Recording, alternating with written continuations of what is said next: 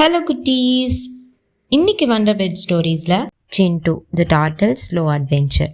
ஒரு அடர்ந்த காட்டுக்குள்ளே இருக்க சின்ன ஆமையோட பேர் சிண்டு.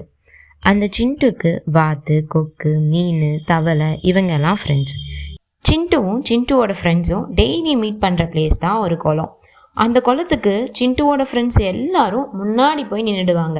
ஆனால் சிண்டு மட்டும் எப்பயும் ரொம்ப பொறுமையாக அதுக்கான டைம் எடுத்து அது போய் அங்கே சேரும். ஆனால் அதோட ஃப்ரெண்ட்ஸ் எல்லாம் என்ன பண்ணுவாங்க, சிண்டுவை கிண்டல் பண்ணுவாங்க. ஆனால் சிண்டு அதுக்கு கொஞ்சம் கூட வருத்தப்படாமல் எனக்கு பொறுமையாக வரது தான் பிடிச்சிருக்கு அப்படின்னு சொல்லும். ஒரு நாள் அந்த குளம் வத்தி போச்சு. அந்த குளத்தில் தண்ணியே இல்லை. அப்போ சிண்டுவோட ஃப்ரெண்ட்ஸ் எல்லாம் ரொம்ப அவசரமாக எல்லா இடத்துலையும் போய் தண்ணி தேடிட்டு வந்து ரொம்ப டயர்டாகிட்டு இதுக்கு மேலே நமக்கு தண்ணியே கிடைக்காது, போச்சு, அவ்வளோதான் சொல்லி ரொம்ப வருத்தத்தில் இருந்தாங்க. அப்போ அவங்க எல்லாருக்கும் சிண்டுவோட ஞாபகம் தான் வந்துச்சு.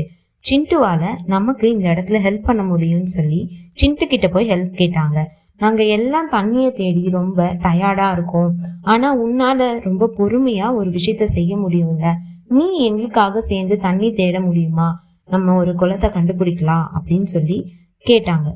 சிண்டுவும் எப்பவும் போல பொறுமையாக ஒவ்வொரு இடத்துக்கும் போய் குளம் இருக்கான்னு தேட ஆரம்பிச்சிச்சு. கடைசியாக அது ஒரு இடத்துல குளத்தையும் கண்டுபிடிச்சிருச்சு.